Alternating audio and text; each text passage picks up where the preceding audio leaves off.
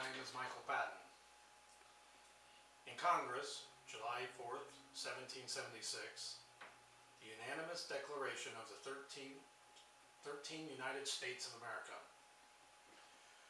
When in the course of human events it becomes necessary for one people to dissolve the political bands which have connected them with another and to assume among the powers of the earth the separate and equal station to which the laws of nature and of nature's God entitle them, a decent respect to the opinion of mankind requires that they should declare the causes which impel them to the separation. We hold these truths to be self-evident, that all men are created equal, that they are endowed by the Creator with certain and unalienable rights, that among these are life, liberty, and the pursuit of happiness. That, to secure these rights, governments are instituted among men, deriving their just powers from the consent of the governed. That whenever any form of government becomes destructive of these ends, it is the right of the people to alter or to abolish it, and to institute new government, laying its foundation on such principles and organizing its powers in such form as to them shall seem most likely to affect their safety and happiness. Prudence indeed will dictate that governments long established should not be changed for light and transient causes, and accordingly all experience hath shown that mankind are more disposed to suffer while evils are sufferable than to right themselves by abolishing the forms to which they are accustomed. But when a long train of abuses and usurpations, pursuing invariably the same object, evinces a design to reduce them under absolute despotism, it is their right, it is their duty to throw off such government and to provide new guards for their future security. Such has been the patient sufferance of these colonies, and such is now the necessity which constrains them to alter their former systems of government. The history of the present King of Great Britain is a history of repeated injuries and usurpations, all having in direct object and the establishment of an absolute tyranny over these states. To prove this, let facts be submitted to a candid world. He has refused his assent to laws, the most wholesome and necessary for the public good. He has forbidden his governors to pass laws of immediate and pressing importance, unless suspended in their operation till this assent should be obtained, and when so suspended he has utterly neglected to attend them. He has refused to pass other laws for the accommodations of large districts of people, unless those people would relinquish the right of representation in the legislature, a right inestimable to them and formidable to tyrants only. He has called together legislative bodies at places unusual, uncomfortable, and distant from the depository of their public records for the sole purpose of fatiguing them into compliance with his measures. He has dissolved representative houses repeatedly for opposing with manly firmness his invasions on the rights of the people. He has refused for a long time after such dissolutions to cause others to be elected, whereby the legislative powers incapable of annihilation have returned to the people at large for their exercise, the state remaining in the meantime exposed to all dangers of invasion from without and convulsions within.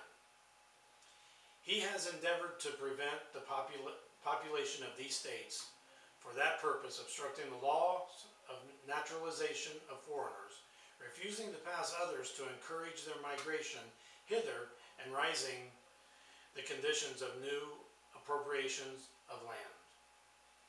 He has obstructed the administration of justice by refusing his assent to laws for establishing judiciary powers. He has made judges dependent on his will alone for the tenure of their offices and the amount of and payment of their salaries. He has erected a multitude of new offices and sent hither swarms of officers to harass our people and to eat their substances. He has kept among us in the times of peace standing armies without the consent of our legislators. He has effected to render the military independent of and superior to the civil power.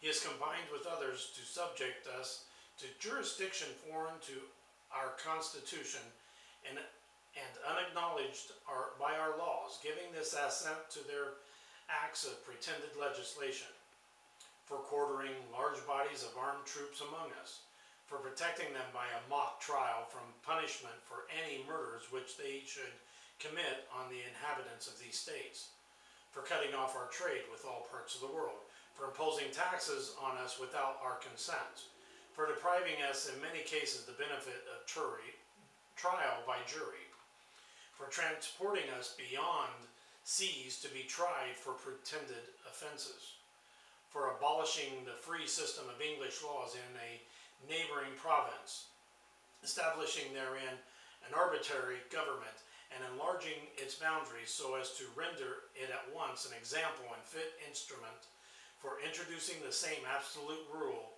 into these colonies, for taking away our charters, abolishing our most vulnerable laws, and altering fundamentally the forms of our government, for suspending our own legislators and declaring themselves invested with power to legislate for us in all cases whatsoever. He has abdicated government here by declaring us out of his protection and waging war against us. He has plundered our seas, ravaged our coast, burnt our towns, and destroyed the lives of our people.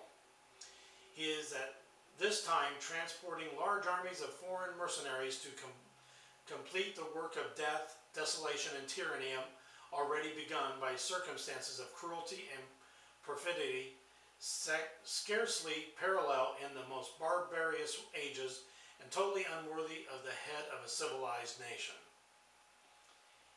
He has constrained our fellow citizens taken captive on the high seas to bear arms against their country, to become the executioners of their friends and brethren, or to fall themselves by their hands.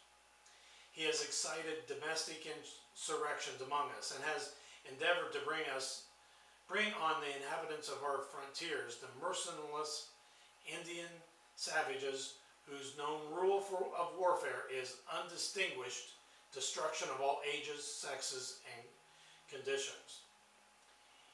In every state of these oppressions we have petitioned for redress in the most humble terms. Our repeated petitions have been answered only by a repeated injury. A prince, whose character is thus marked by every act which may define a tyrant, is unfit to be ruler of a free people. Nor have we been wanting in attentions to